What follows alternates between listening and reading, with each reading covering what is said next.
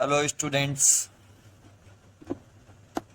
इसमें आज के लेक्चर में हम आपको करंट इलेक्ट्रिसिटी के एमसीक्यू, इम्पोर्टेंट एमसीक्यू जो फर्स्ट टर्म में आएंगे आपके, ये इससे पहले भी मैंने आपको 2 लेक्चर बना चुका था, जिसमें पहले लेक्चर में मैंने आपको 14 क्वेश्चन और सेकंड लेक्चर में मैंने आपको 10 क्वेश्चन कराए थे।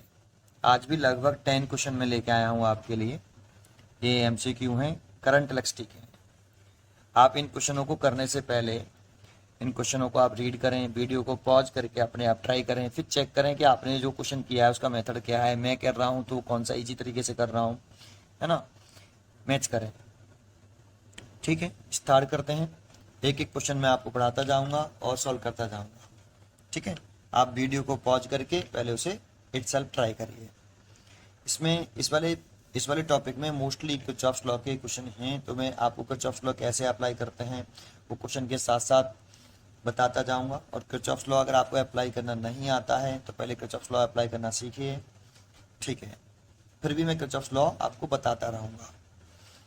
शुरू करते हैं। The current I1 and I2 through the register R1, ये R1 है और इसमें 10 ओम रेजिस्टेंस है, R2 ये है। इसी में करंट पूछ रहा है I1 और I2 की वैल्यू।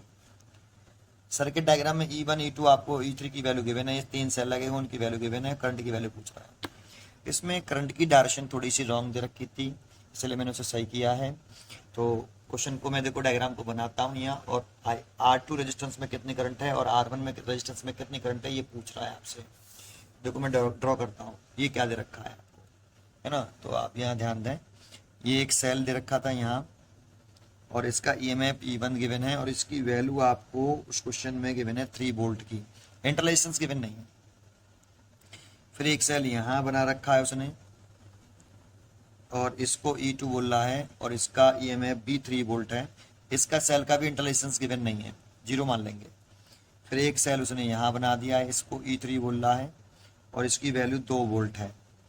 और एक रेजिस्टेंस उसने यहाँ लगा रखा है और इसको उसने R1 बोला है और इसमें करंट की डायरेक्शन भी दे रखी है उसने नीचे की तरफ ऐसे, है ना, गिवन है ये। फिर यहाँ पे उसने एक रेजिस्टेंस यहाँ बना लिया है R2, ये R2, और इस R1 की वैल्यू क्वेश्चन में दे रखी है आपको 10 ओम और R2 की वैल्यू दे रखी है 30 ओम और इसको यहाँ ऐसे कनेक्ट कर दिया है ऐसे। और यहाँ पे डायरेक्ट डायग्राम में करंट की डायरेक्शन दिखा रखी है उसने I2। इस रेजिस्टेंस R2 में करंट फ्लो कर रही है I2 और रेजिस्टेंस R1 में करंट फ्लो कर रही है आपकी I1। इन्हीं की वैल्यू पूछ रहा है, बस इतना डायग्राम आपको गिवन है। ठीक है, ये डाटा गिवन है। तो कैसे क्वेश्चन करेंगे इसको, तो सबसे पहले हमेशा अगर सर्किट में करंट की डायग्राम में डायरेक्शन पहले से गिवन होती है तो वो इनकम्प्लीट होती है, उसे कंप्लीट करना पड़ता है। अब जब सोचो इधर से करंट I1 आ रही है ऐसे, है ना, ये करंट ऐसे I1 आ रही है, यहाँ तक करंट I1 आई। देन तो किसी सेल के पॉजिटिव टर्मिनल से जितनी करंट लीव करती है नेगेटिव में उतनी ही एंटर कर रही है। देखो इससे ये I2 इधर जा रही है, देखो ये I2 इधर नीचे आ रही है, तो हम क्या करेंगे यहाँ से लेट कर लेंगे। ये लेट किया है, देखो मैंने, ये गिवन नहीं था, ये लेट कर लिया, ये करंट इसमें I निकल रही है, लेट किया। अब ये करंट I निकली तो यहाँ आके 2 पार्ट में डिवाइड हुई, इधर I2 और इधर I1 ऐसे। सर इधर I1 क्यों, देखो ये I1 दिख रखी है पहले से, तो ये I डिवाइड हुआ इस जगह पर आके 2 पार्ट में, I1 इधर चला गया ऐसे, देखो I1, और ये I डिवाइड हुआ इधर की तरफ से I2 आ रही है ऐसे, I2, और देखो ये I2 आ गई और ये घूम के ये वाली करंट I1 ऐसे घूमी और यहाँ दोनों ये I1 I2 दोनों मीट करके वापस इधर ही जाएंगी। तो देखो यहाँ I 2 पार्ट में डिवाइड हुआ तो I की जो वैल्यू होगी वो I1 प्लस I2, या किरचॉफ्स के फर्स्ट लॉ से कर सकते हो।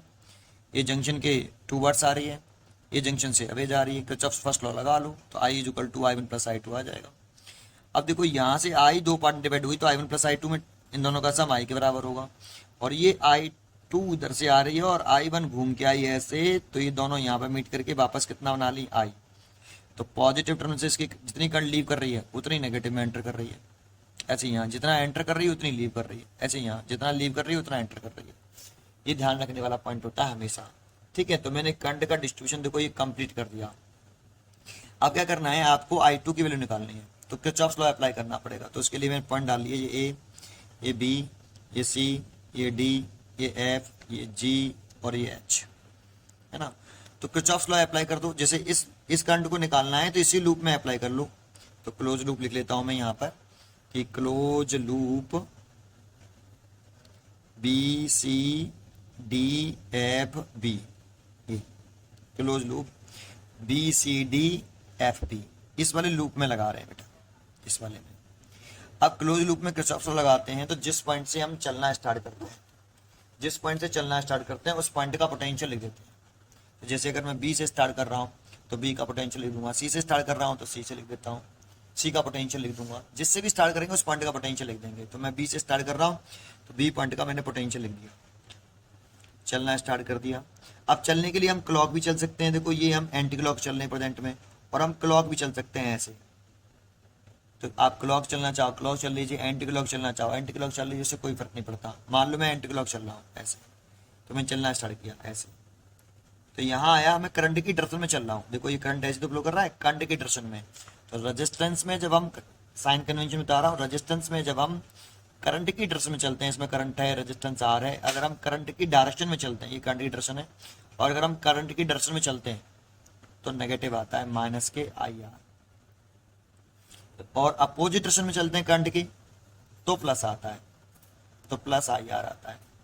तो देखो हम यहाँ ऐसे चल रहे थे तो करंट की डायरेक्शन में चल रहे हैं इसीलिए माइनस आएगा, तो माइनस करंट इंटू रेजिस्टेंस, तो करंट आई टू है, रेजिस्टेंस 30 ओम है, तो आई टू इंटू 30 ऐसे। और यहाँ पे पहुंच गए, ऐसे चले, ऐसे चलना शुरू कर दिए। जानते हो सेल में करंट की डायरेक्शन से चेक नहीं करते साइन कन्वेंशन।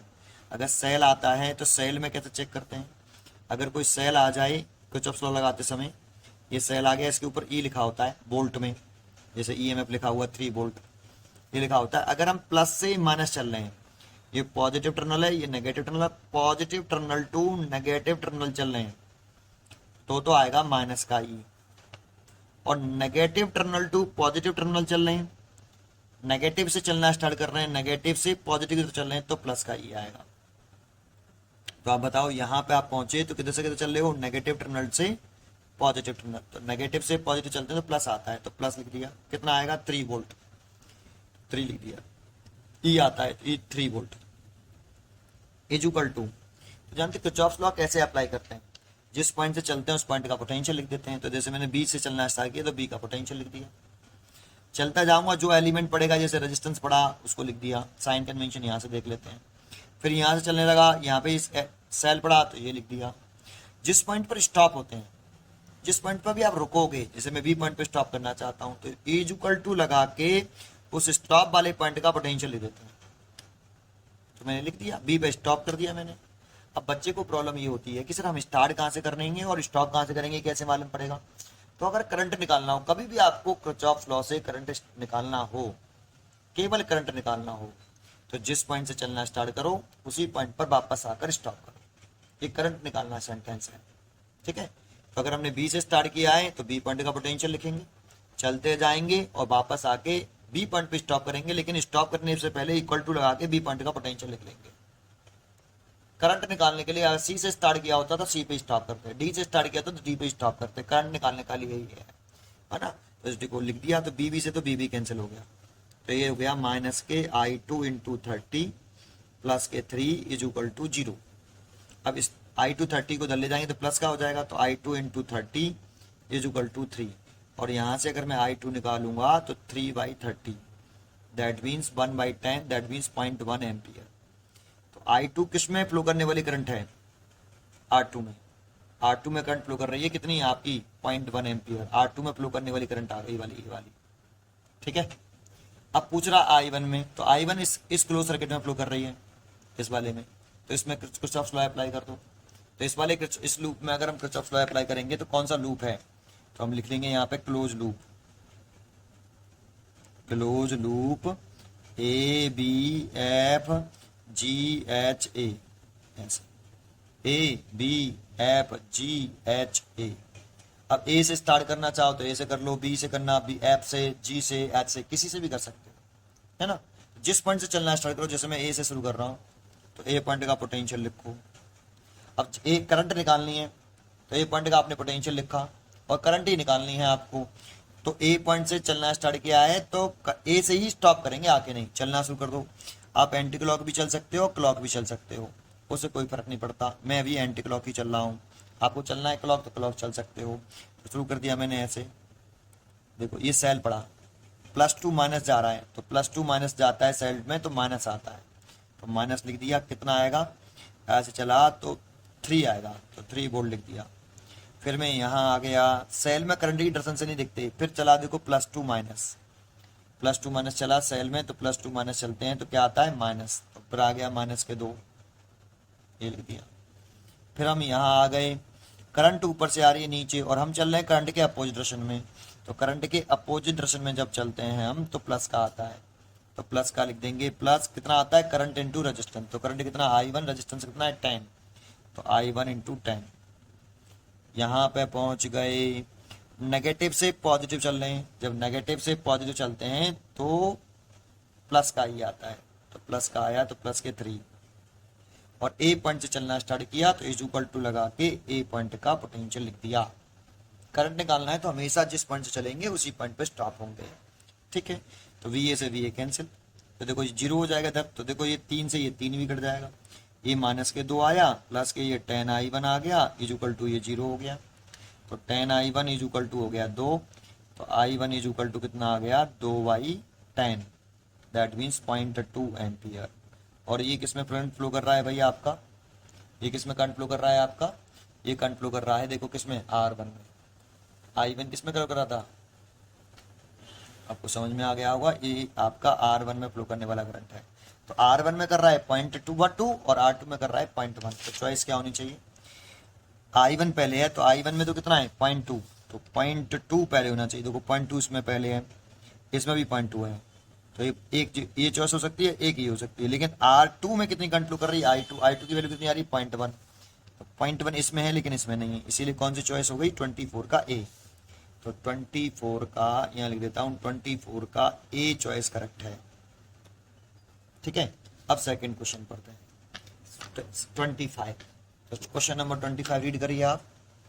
तो 25 में लिख रहा है the algebraic sum of voltage around any close path in a network equal to the algebraic sum of voltage around any close path in network. Algebraic sum लिख रहा है, जब किरचॉफ का सेकंड लॉ आता है उसे वोल्टेज लॉ बोलते हैं।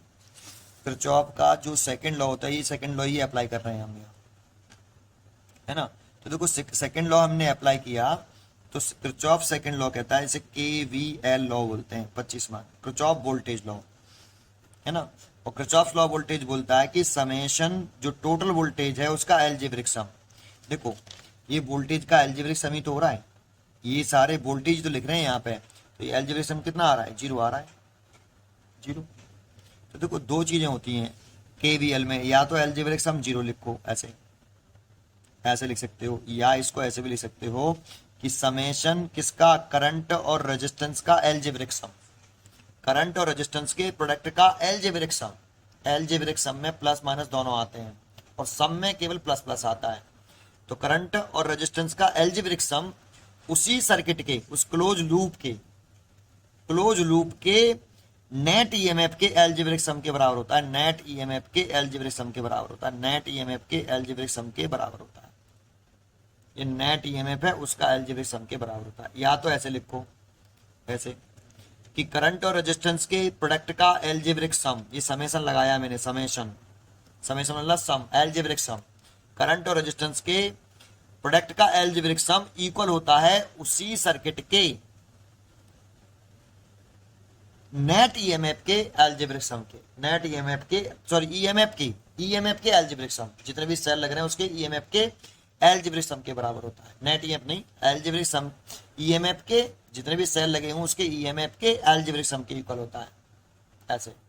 और या आप ये लिख सकते हो कि जो वोल्टेज है टोटल उसका एल्जेब्रिक सम 0 होता है, ये KVL लॉ होता है। तो उसके लिए हम आंसर दे सकते हैं, इसमें यहाँ पूछा है the algebraic sum of voltage around any close path in a network is equal to infinity 1 0 negative polarity, तो 0, इसीलिए 25 का सी पार्ट है, यहाँ पर 25 का सी पार्ट होगा, ठीक है। ये चॉइस कंप्लीट हो गई। इसके बाद क्वेश्चन आता है 26। देखो क्वेश्चन नंबर 26, अभी मैंने किरचॉफ लॉ सिखाया था आपको, उसको आप अप्लाई करना सीखे। तो देखो ये रूल जो मैंने आपको सिखाया अभी, ये अलग तरीके से आपको लग रहा होगा कि अलग तरीके का है, लेकिन ये काम यहाँ करेगा आप, है ना, जरा समझो। ये उसने क्या कर रखा है, ये डायग्राम दे रखा है 26 में। अभी पहले डायग्राम बना देता हूँ फिर क्वेश्चन दिखाता हूँ आपको। ऐसे ये डायग्राम बना दिया साहब उसने, ऐसे ये बी पॉइंट लिख दिया और ये ए पॉइंट लिख दिया, और यहाँ उसने लिख रखा है वी ए, और यहाँ लिख रखा है उसने वी बी, और ये 2 ओम का रेजिस्टेंस दे रखा है, और ये 1 ओम का रेजिस्टेंस दे रखा है। इसमें करंट फ्लो करा रखा है उसने 2 एम्पियर ऐसे, और ये 3 वोल्ट की बैटरी लिख रखी है, ये प्लस है ये माइनस है, ऐसे 2 एम्पियर करंट फ्लो करा रखा है ऐसे। ये डायग्राम दे रखा है आपको। अब देखो मैं दिखा देता हूँ आपको। पूछ क्या रहा है, the potential difference V A minus B B between the point A and B figure. V A minus B B की वैल्यू पूछ रहा है आपसे, पूछ रहा है यहाँ पे V A minus B B की वैल्यू, ये इन द फिगर, ये फिगर दे रखा है। तो कैसे करेंगे, तो जैसे मैंने अभी आपको किरचॉफ लॉ लगाना सिखाया, तो क्या बोला, जिस पॉइंट से चलते हैं उस पॉइंट का पोटेंशियल लिख देते हैं। तो आप ए से पॉइंट से चलना शुरू कर दो।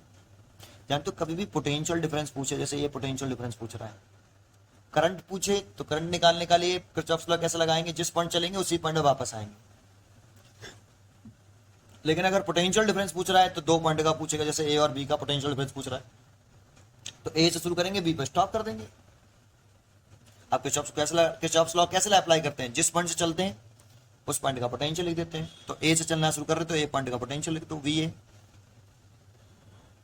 चलना स्टार्ट कर दो। करंट की तरफ में चलेंगे, करंट ये आई बराबर 2 एम्पियर, और ये रेजिस्टेंस है, और करंट की तरफ में चलते हैं तो माइनस आता है, आपको अभी बताया, देखो ये दिख रहा हुआ आपको, ये करंट की तरफ में चलने पर माइनस का आई आर, तो लिख दें तो माइनस का, करंट की तरफ में चल रहे हैं इसीलिए, करंट कितनी है 2 और रेजिस्टेंस कितना है 2, करंट इनटू रेजिस्टेंस। यहाँ पहुंच गए तो ये करंट की डायरेक्शन से नहीं चेक करते, करंट तो ऐसी फ्लो कर रही है भाई, ये तो ये किसी क्लोज सर्किट का पार्ट है पूरा, ये सर्किट का उसका एक पार्ट ले लिया है, कोई क्लोज सर्किट है उसका पार्ट ले लिया है हमने, है ना। अब देखो यहाँ सेल में पहुंच गए, तो सेल में अगर हम देखते हैं ये, तो अगर हम +2 माइनस चलते हैं तो माइनस का ई आता है, तो हम +2 माइनस चल रहे हैं तो माइनस का ई आएगा, कितना 3 वोल्ट लिख रखा है।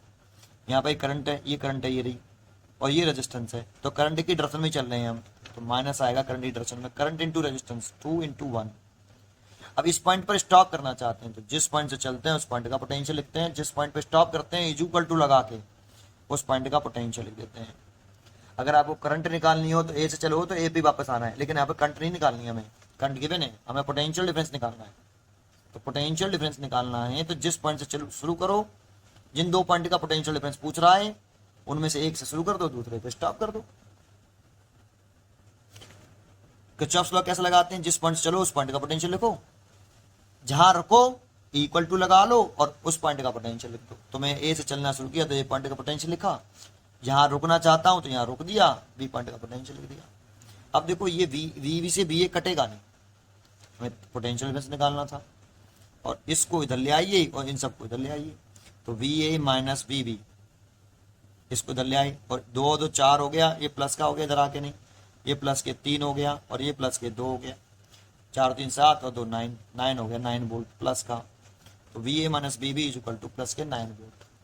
तो चेक कर लो इसका आंसर क्या होगा, प्लस के 9 वोल्ट, डी चॉइस हो गई 26 की, है ना, 26 का डी, तो 26 का हमारा डी चॉइस करेक्ट है। चलिए आगे पढ़ते हैं 27। देखो इसमें भी किरचॉफ लॉ अप्लाई होगा, है ना, जो मैं बता रहा हूँ उसको सीखा होगा तो समझ में आ जाएगा बेटा आपको। 27 बड़ा इजी है। 27 क्वेश्चन नंबर 27 पढ़ते हैं। कह रहा है कि in if 2 ampere current flowing the sound figure, देखो ये करंट दे रखी है यहाँ पे आके 2 एम्पियर ऐसे, ये देख रही है 2 एम्पियर। पोटेंशियल डिफरेंस पूछ रहा है बी और डी पॉइंट का, और देखो किरचॉफ लॉ से निकालना हो अगर बी और डी का potential difference B B minus B D, तो कहाँ से स्टार्ट करना चाहिए बताओ, बी से, और कहाँ पे स्टॉप कर देना चाहिए, डी पर, बस खत्म।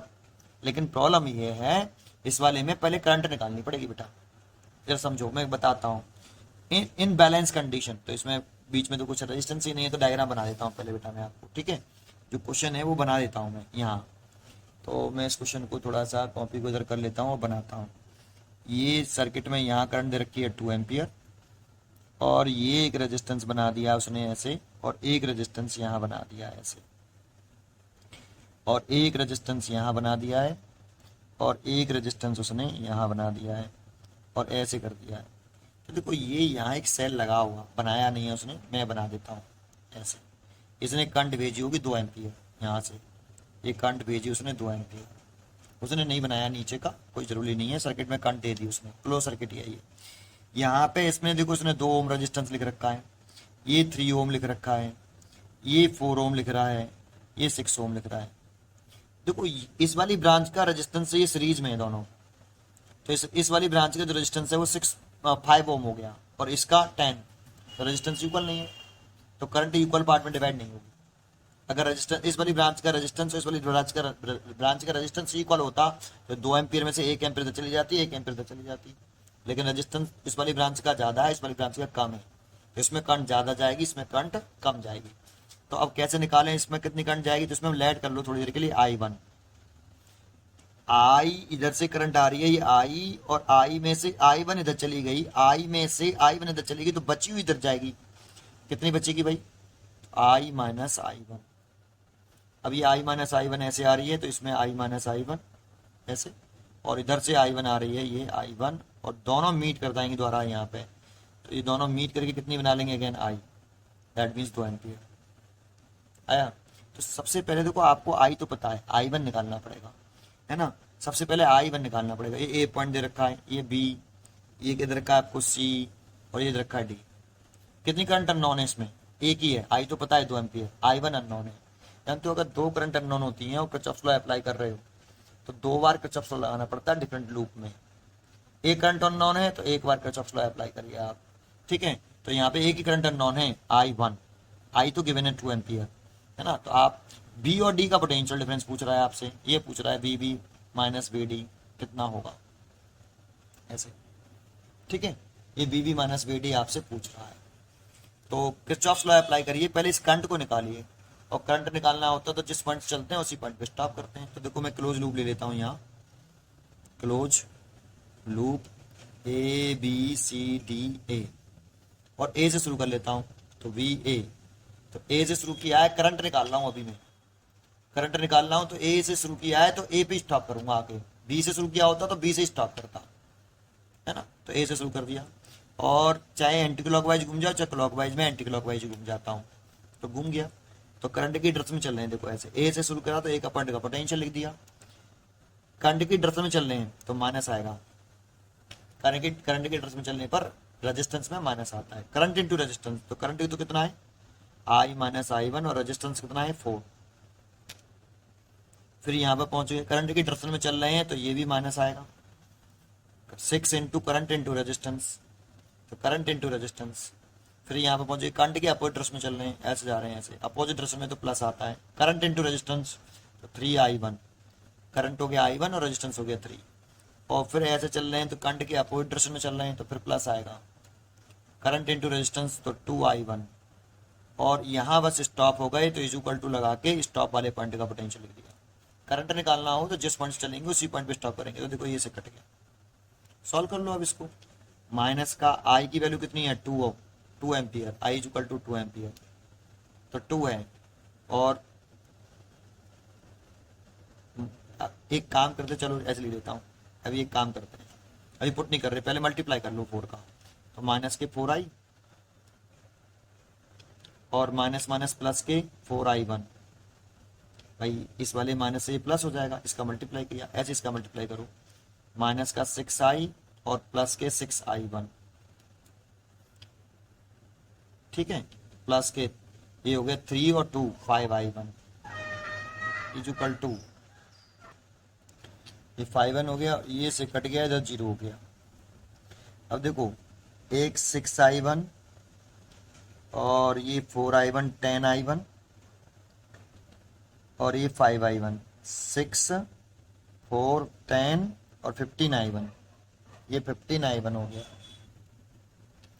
देखो ये कितना हो गया, सॉल्व कर लो इसको आगे, तो ये 4I1 6I1 10I1 15I1 plus का 15I1, और ये माइनस के 10I इज इक्वल टू 0, इसको इधर ले आओ, I1 निकाल लो, 15I1 is equal to 10I, I1 is equal to 5 से काट दो ये 2 बार, 5 से काट दो ये 3 बार, 2I/3 और I की वैल्यू है कितनी 2, I 2 एम्पियर है बाई 3 आ गया 4/3 एम्पियर। I1 निकाल लिया। अब आप क्या करिए, आपको क्या निकालना है, BB माइनस BD। तो B से स्टार्ट करिए, D पे स्टॉप कर दिए, चाहे आप इस वाली ब्रांच से आ जाओ चाहे इस वाली ब्रांच से आ जाओ। B से चलिए, D पे स्टॉप कर दीजिए, खत्म। तो देखो B से शुरू कर रहा हूँ तो B पॉइंट का पोटेंशियल लिख दूंगा, यहाँ कर देता हूँ, B पॉइंट का पोटेंशियल लिख दूंगा नाउ। तो जिस B से स्टार्ट कर रहा हूँ तो B से पोटेंशियल लिख दिया, ऐसे चल रहा हूँ। तो करंट की डायरेक्शन में चल रहा हूँ, इसलिए माइनस का करंट इनटू रेजिस्टेंस, तो कितना आएगा 3I1, है ना। यहाँ तक आ रहा है डायग्राम, ठीक है। 3I1, थोड़ा सा इस बात का भी ध्यान रखना आउट नहीं हो जाए डायग्राम, है ना।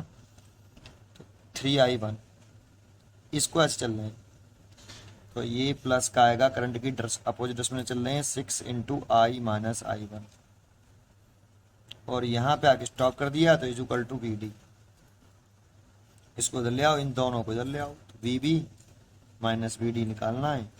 ये 3I1 माइनस हो जाएगा, देखो इसको इधर लाएंगे तो प्लस का, और ये इसको लाएंगे तो माइनस का, 6I माइनस I1, अंदर मल्टीप्लाई कर लें 3I1 माइनस के 6I, और ये प्लस हो जाएगा, है ना, प्लस के 6I1, ये 9I1 हो गया, 9I1 माइनस के 6I। वैल्यू पुट करते हैं बेटा, देखो 3I1 और 6I1, 9I1 माइनस के I1, 9I1 की वैल्यू कितनी है 4/3, ये 4/3 रख दिया, माइनस 6I की वैल्यू कितनी है 2 एम्पियर, I की वैल्यू 2 एम्पियर, 2, तो ये 2 रख दिया।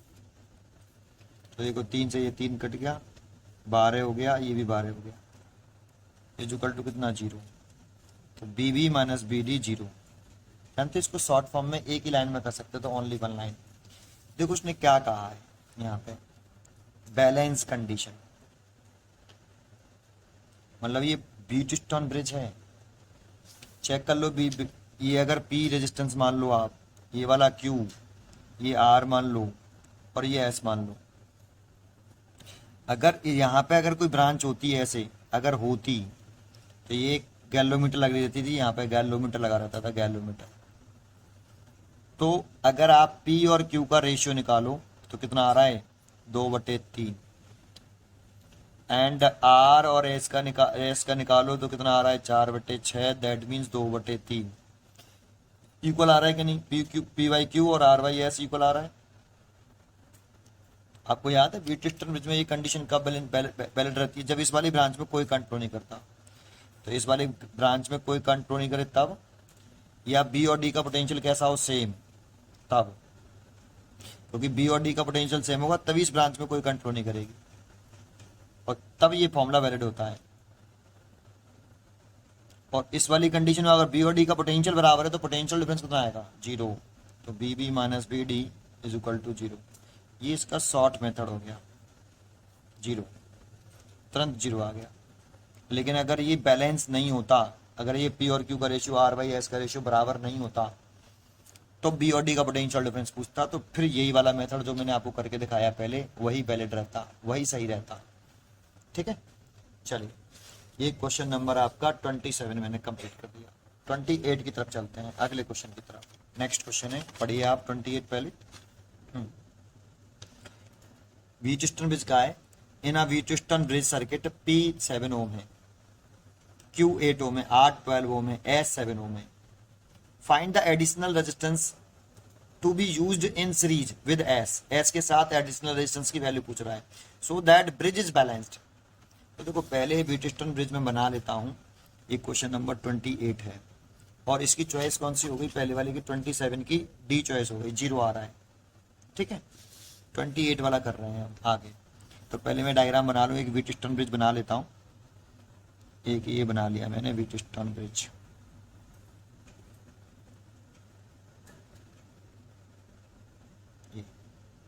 इसको हम P कह लेते हैं, इसकी वैल्यू उसने दे रखी है 7।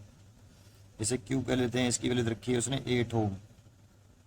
इसे R कहते हैं हम, तो इसकी वैल्यू दे रखी है उसने 12 ओम। और इसे S बोलते हैं, इसे बोल रहा है 7। तो क्या एक बात बताओ, ये बैलेंस्ड है क्या, इस समय बैलेंस्ड है क्या? तो P और Q का रेशियो निकालें तो 7/8 आ रहा है, और R और S का निकालें तो 12/7 आ रहा है। तो इस समय तो ये बैलेंस नहीं है। P/Q does not equal to R/S, balance नहीं। लेकिन वो ये कह रहा है कि इस S के साथ एडिशनल कितना रेजिस्टेंस लगाएं सीरीज में।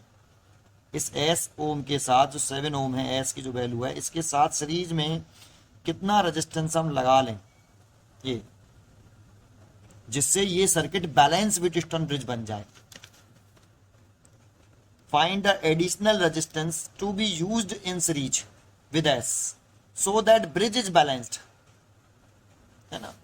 तो ब्रिज बैलेंस हो जाए तो कितना रेजिस्टेंस लगा लें, तो इसकी वैल्यू पूछ रहा है। तो देखो, बैलेंस होने के लिए P और Q का, इफ ब्रिज अगर आपका जो है, आपका व्हीटस्टोन ब्रिज है, अगर वो बैलेंस्ड है, अगर बैलेंस्ड है तो वो बैलेंस्ड है तो P और Q का रेशियो, और P और Q का रेशियो, और R और S, लेकिन यहाँ एक ही रेजिस्टेंस होना चाहिए, दो हैं, तो इन दोनों का पहले कॉम्बिनेशन करके एक बना लो, इन दोनों का कॉम्बिनेशन करके एक बना लो, तो वो S डैश लिख देता हूँ।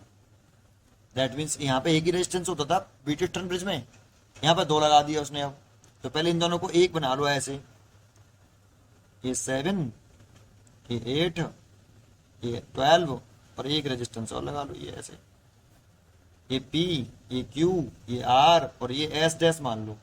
तो इन दोनों को किस कॉम्बिनेशन में बोल रहा है? सीरीज में बोल रहा है। तो इन दोनों का सीरीज करेंगे तो कितना हो जाएगा? S plus x. S कितना रखा है? 7 ओम, तो 7 प्लस एक्स हो जाएगा ऐसे। अब ये हो गया, तो अगर बैलेंस होगा तो ये कंडीशन होगी भाई, P और Q का रेशियो और R और S डैश का रेशियो बराबर होगा, बैलेंस्ड होगा। तो कह रहा है x की वैल्यू कैलकुलेट करो, तो वैल्यू पुट कर दो। P की वैल्यू कितनी है आपकी? 7 ओम। P कितना है? 7 ओम, तो 7 पुट कर दो। Q कितना है? 8। R कितना है? 12। और S डैश जो है, इसको जोड़ने के बाद कितना आ गया? 7 प्लस एक्स, तो 7 प्लस एक्स क्रॉस मल्टीप्लाई कर लो। इसके से मल्टीप्लाई किया तो 49 प्लस 7x ऐसे, और इसके से मल्टीप्लाई किया 8 12 टू जा 96, तो 76 is equal to 7x is equal to 96 minus 49, और इसमें से घटाया तो ये 7, 8 में से 4 गए तो ये 4, 47, ये 7x, तो x is equal to 47 divided by 7।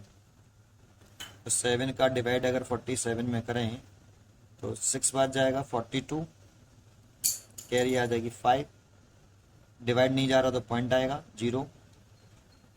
अब कितनी बार चला जाएगा? 7 बार चला जाएगा 49, एक कैरी आ जाएगी 0, फिर एक बार जाएगा 7, फिर 3 बचेगा, फिर 4 बार चला जाएगा, तो लगभग समथिंग 6.714 ओम के आसपास आएगा, ये आएगा। तो चेक कर लेते हैं भाई, है ना, कितना आ रहा है लगभग अप्रोक्सीमेट। तो इसका आंसर है 6.712 दे रखा है पहला, 6.72, यहाँ पे 6.71 आ रहा है, और ये 6.27 है, ये 7 है, बट इसीलिए ए चॉइस होगा इसकी, 28 की ए, 28 का ए, है ना।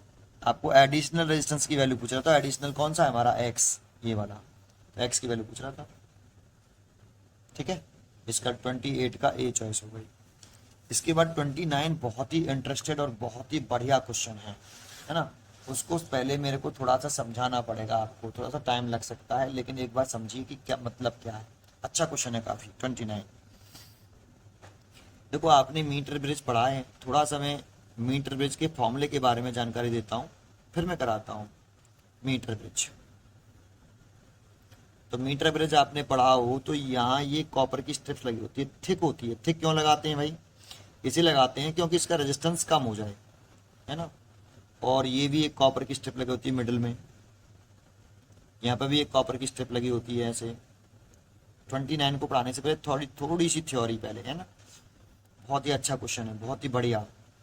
ये आपका पोटेंशियल, ये मीटर ब्रिज का वायर होता है, ये वाला, ये मीटर ब्रिज का वायर होता है।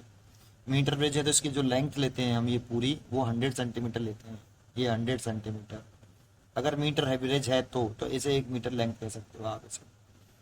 यहाँ पे एक रेजिस्टेंस लगाते हैं हम आर,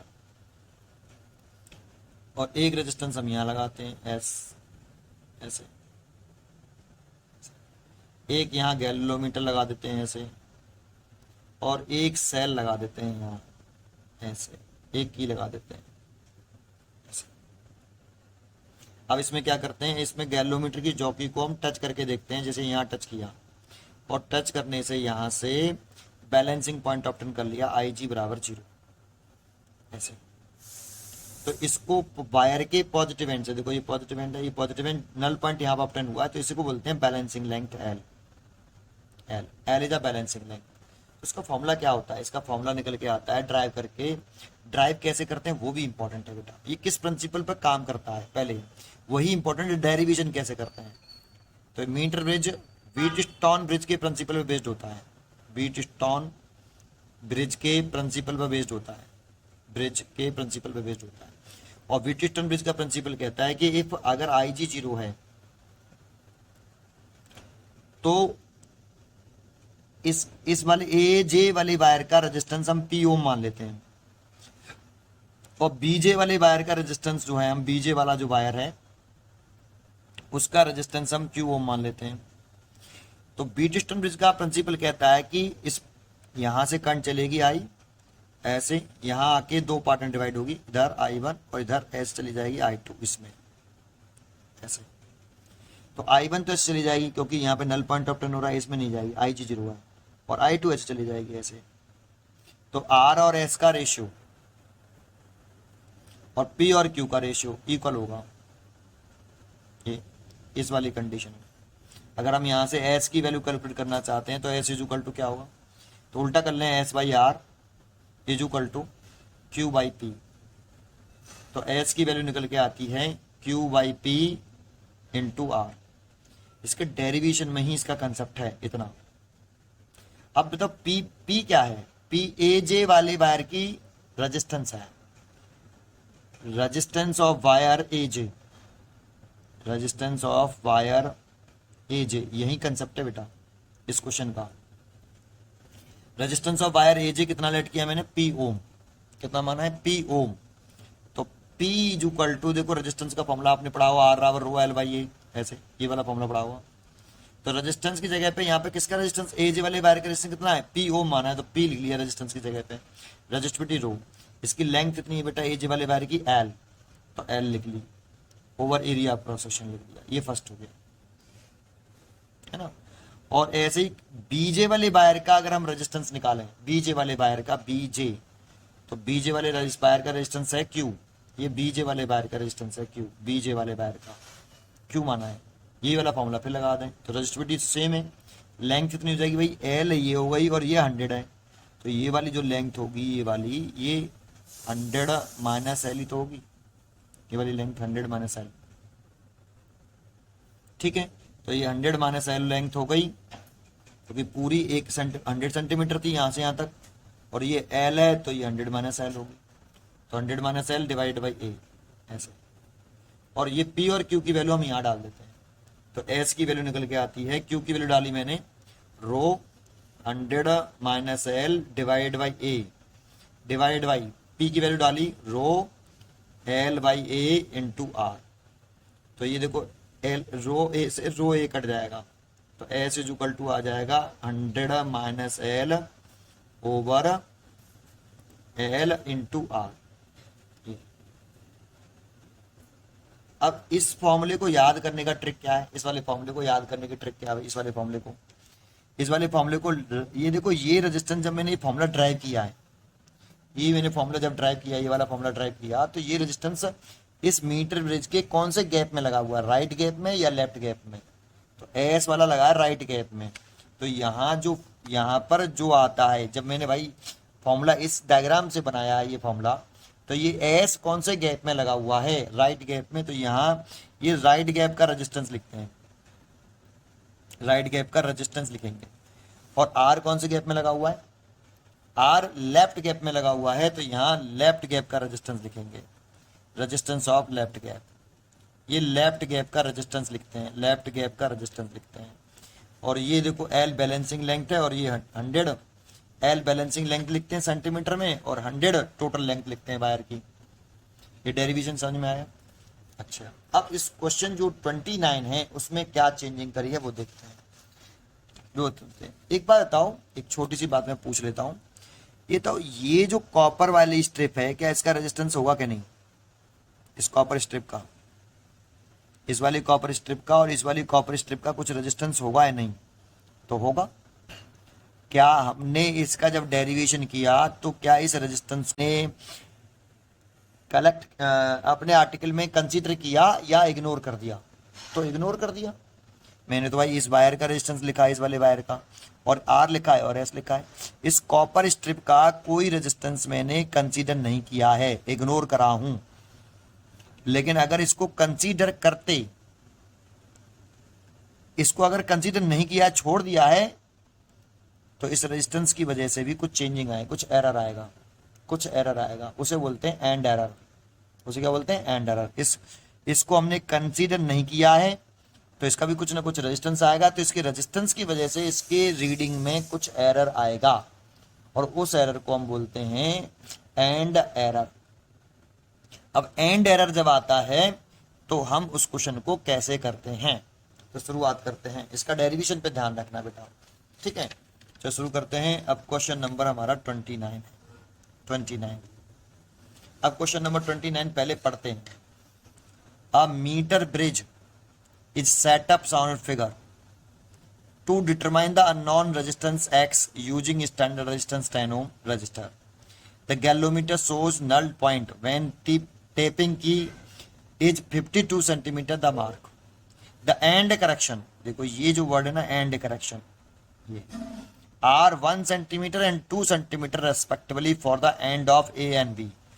1 सेंटीमीटर एंड करेक्शन है ए से और 20 सेंटीमीटर 2 सेंटीमीटर एंड बी से एंड करेक्शन है। ये किसकी वजह से एंड करेक्शन आ रहा है? आपका एंड करेक्शन मतलब आपका ये किसकी वजह से है?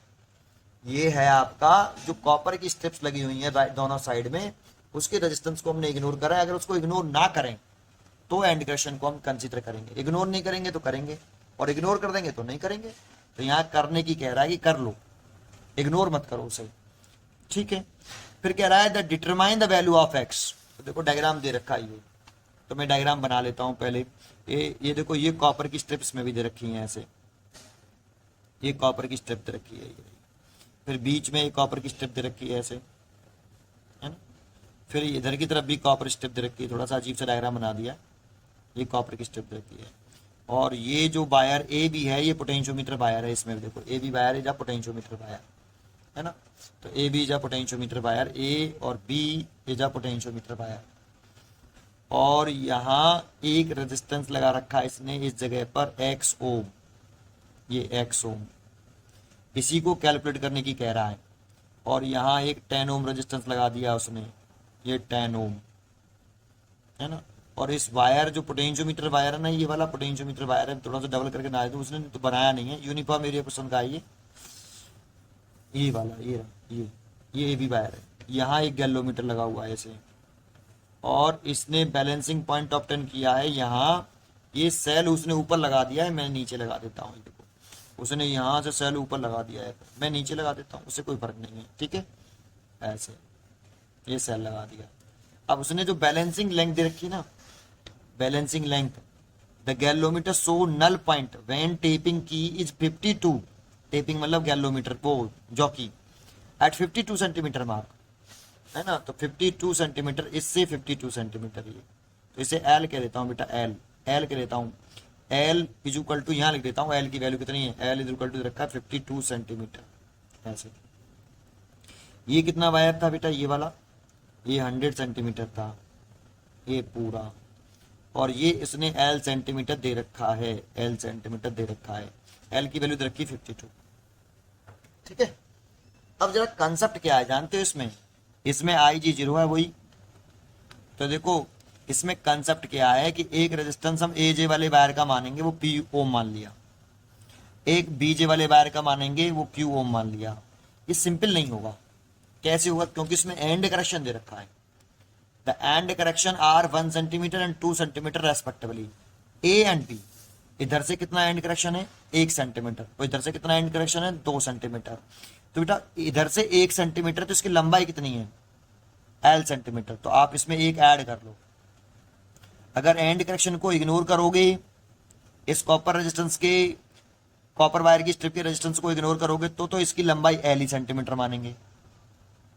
लेकिन अगर आपको एंड करेक्शन कंसीडर करना है, इसके रेजिस्टेंस को भी लेना है, तो इसके लिए इसकी लंबाई में ए से कितना एंड करेक्शन है 1 सेंटीमीटर ए की साइड से। तो जो बैलेंसिंग लेंथ है ना ए की साइड में, ये बैलेंसिंग लेंथ है एल। इसको आप कितना मान लो, एल ना मान के एल प्लस 1 सेंटीमीटर मान लो। ये एंड करेक्शन को कंसीडर कर लिया। अगर आप एंड करेक्शन को इग्नोर कर रहे हो, इस कॉपर वायर के रेजिस्टेंस को इग्नोर कर रहे हो, तो एल सेंटीमीटर ही रहेगा। और इग्नोर नहीं कर रहे हो, कंसीडर करना है, तो इसमें एंड करेक्शन उसने दे रखा है 1 सेंटीमीटर का, तो इसकी बैलेंसिंग लेंथ को आप ए साइड से एक जोड़ लो। अब बताओ ये लेंथ एक्चुअल में कितनी होगी फिर, अगर ये एल सेंटीमीटर थी, यहां से यहां तक एल थी, तो ये होती थी हमारी 100 माइनस एल, है ना। जब एंड करेक्शन को अब कंसीडर नहीं कर रहे, ये एल तो ये 100 माइनस एल। अब इस साइड से कितना एंड करेक्शन बता रहा है, इस साइड से बता रहा है 2 सेंटीमीटर। इस साइड से आपको 2 सेंटीमीटर एंड करेक्शन बता रहा है, और इस साइड से अगर 2 सेंटीमीटर एंड करेक्शन बता रहा है, तो आप इसकी लेंथ में 2 ऐड कर लो। आप 100 माइनस एल ना लिख के, बीजे वाले वायर की लंबाई 100 माइनस एल ना लिख के, इसमें 2 ऐड कर लो बेटा, 2 ऐड कर लो। कितनी लंबाई है बीजे वाले वायर की। अब ये किस प्रिंसिपल पे काम करता है, व्हिटस्टोन-ब्रिज की प्रिंसिपल पर। तो इसका रेशियो, इफ आई जी अगर जीरो, इफ अगर आई जी जीरो, तो इसका ratio that means X Y ten का रेशियो, और पी और क्यू का रेशियो इक्वल होगा। पहले क्या करते थे, पी की वैल्यू लिखते थे हम, पी की वैल्यू पहले कितनी लिखते थे, पहले लिखते थे पी की वैल्यू रो बैलेंसिंग लेंथ एल लिखते थे, और एरिया ए। और क्यू की लिखते थे तो बैलेंसिंग आपकी लेंथ कितनी थी उसकी, बीजे वाले वायर की, एजे वाले वायर की, ये बीजे वाले वायर की, 100 माइनस एल और एरिया ए। लेकिन अब ये नहीं लिखेंगे, अब क्या लिखेंगे, पी की वैल्यू लिखेंगे, तो पी की वैल्यू लिखेंगे रो बैलेंसिंग लेंथ लिखेंगे, ये एजे वाले वायर की लंबाई लिखेंगे एल प्लस 1, और एल प्लस 1 लिखा तो एल प्लस 1 डिवाइड बाई ए। और क्यू वाले वायर की लंबाई लिखेंगे, क्यू वाले वायर का रेजिस्टेंस निकालेंगे, तो रो इसकी लेंथ 100 माइनस एल नहीं लिखेंगे, पहले 100 माइनस एल लिखते थे, डराइव करा था जब हमने पीछे। देखो तो हमने क्यू रेजिस्टेंस निकाला था 100 माइनस एल, पी निकाला था तो एल। लेकिन अब एंड करेक्शन अगर कंसीडर कर रहे हो, तो इसकी लेंथ इसमें 1 बढ़ा लो, इसमें भी 2, इसमें 2 बढ़ा लो, इसकी लेंथ में ए बी जी वाले वायर की लंबाई में 2 बढ़ा लो, इधर से ए जी वाले वायर की लंबाई में 1 बढ़ा लो। तो बढ़ा लिया तो कितना लिखेंगे बेटा, 102 माइनस एल डिवाइड बाई ए, और ये वाली वैल्यू यहाँ पुट कर दो। तो यहाँ पुट कर दिया, तो क्या लिख सकते हैं, X Y ten is equal to P की value rho L plus 1 over A, और क्यू की value rho 102 minus L divided by A. तो देखो रो ए से रो ए कट गया, तो ये हो गया X Y ten is equal to L plus 1, और ये हो गया 102 माइनस एल। अब इसका क्रॉस मल्टीप्लाई कर लो, है ना। और एल की वैल्यू वैसे उसने दे रखी कितनी, देखो एल की वैल्यू कितनी दे रखी है, 52 दे रखी है। तो पहले एल की वैल्यू पुट कर दो, एक्स वाई टेन, एल की वैल्यू 52 सेंटीमीटर पुट कर दो, और पुट करेंगे तो कितना आने वाला है आपका, 52 प्लस 1 53 हो जाएगा, और 102 माइनस 52, तो देखो इसका इसमें मल्टीप्लाई, देखो यहां से तो बचेगा ये 53, और यहां बच गया ये 50, इसका इसमें या 0 से 0 देखो काट दिया, तो x आ गया कितना, 5 का डिवाइड कर लो तो 10.6 आ जाएगा, 5 का डिवाइड कर देंगे तो इतना ओम आ गया, x की वैल्यू आ गई 10.6। चॉइस देख लेते हैं, तो इसकी चॉइस है 10.2 नहीं है, 10.6 ठीक है, 10.8 है, 11.1 है, तो 10.8 है, 10.6 है, तो बी चॉइस हो इसकी, तो 29 का बी। बहुत अच्छा क्वेश्चन था एंड क्वेश्चन के बारे में, सेंटेंस कैसे करते हैं समझ में आया होगा आपको। अगर इसके डेरिवेशन में जाओगे, तो डेरिवेशन में हम इसके रेजिस्टेंस को कंसीडर नहीं करते थे, सर रेजिस्टेंस का लेंथ से क्या मतलब था? रेजिस्टेंस का लेंथ के साथ रिलेशन होता है, तो इस रेजिस्टेंस को हमने लेंथ में कन्वर्ट कर लिया है। तो कह रहा है इसका जो रेजिस्टेंस है वो 1 सेंटीमीटर के बराबर है, 1 सेंटीमीटर लेंथ बढ़ा लो इसकी, और इधर से इसका जो रेजिस्टेंस इधर से 2 सेंटीमीटर बढ़ा लो। तो इधर की पहले एल ले रहे थे, 100 - एल ले रहे थे, तो इधर L+1 कर लो, इधर 100 - एल प्लस के 2 कर लो। ए जे वाले वायर की लंबाई L और बी जे वाले लंबाई 100 - एल ले रहे थे, तो इसमें L+1 कर लो, इसमें 100 - एल प्लस 2 कर लो। और जैसे डेरिवेशन करते हैं इसका, जैसे ये डिराइव करा था हमने फॉर्मूला, उसको दोबारा से करो बेटा, वैसे की वैसे बैलेंसिंग लेंथ वाली कंडीशन में। ठीक है, बहुत ही अच्छा क्वेश्चन था ये। आज के लिए इतना ही। मैं आपको ज़्यादा इसमें आगे नेक्स्ट वीडियो में देखेंगे। थैंक यू, बहुत अच्छा क्वेश्चन था। पढ़ते रहिए एंड खुश रहिए।